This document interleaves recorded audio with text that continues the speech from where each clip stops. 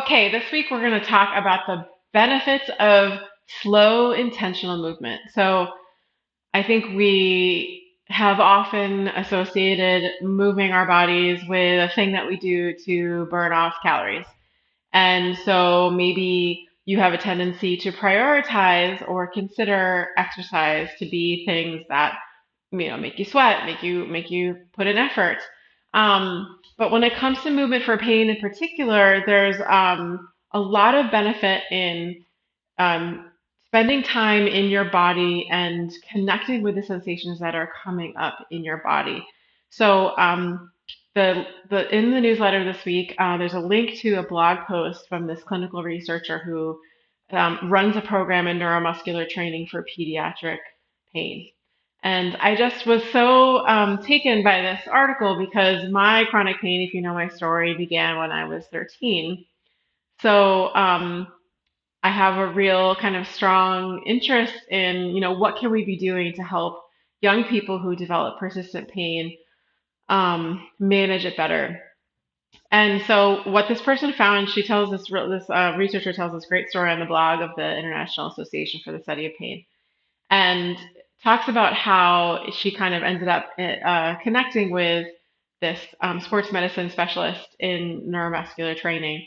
And the neuro part of it is basically time invested in helping your brain interpret, where your muscles are working when you're doing specific, mostly resistance training exercises.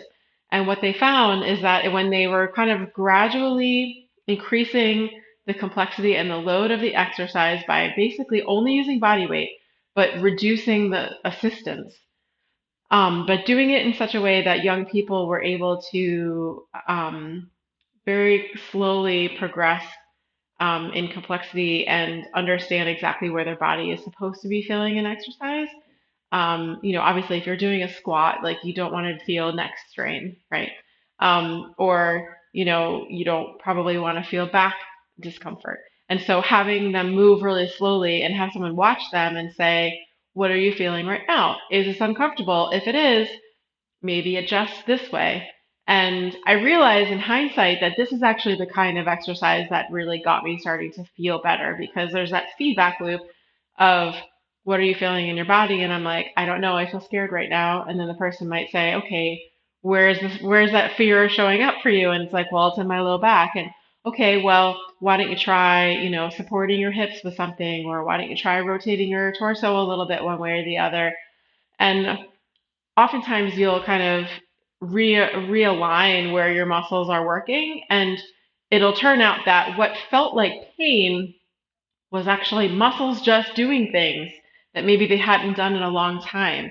Maybe because you have taken a break from exercise, or you were feeling fearful. And so, like so many other things that we've talked about in this community, it was really the role that this type of exercise played in helping rebuild a person's confidence in their movement, helping them understand the difference between this is my muscles working and this is like going to cause me pain now or later, due to something being wrong in my body. And just I just loved the story of this person told, and it was just again a reminder to me of, you know oftentimes people ask me, what movements should I be doing for pain, DK? What are the top three movements or whatever?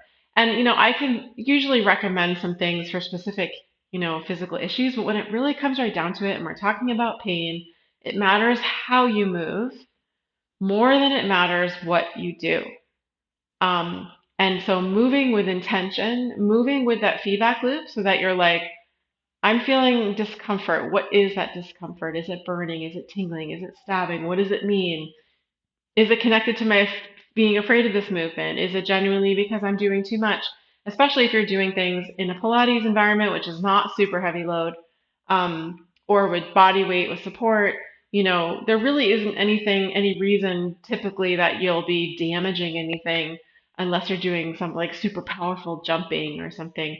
But it's controlled movement here, and so it's a great environment actually for doing this kind of neuromuscular training. Um, so how you're moving And making sure your brain is part of the equation, and you're not just checking out when you move. That is so key to realigning your relationship with movement such that pain and fear are not part of it. So if you want to learn more, I encourage you to check out that blog post in the newsletter this week, and I'll see you next week.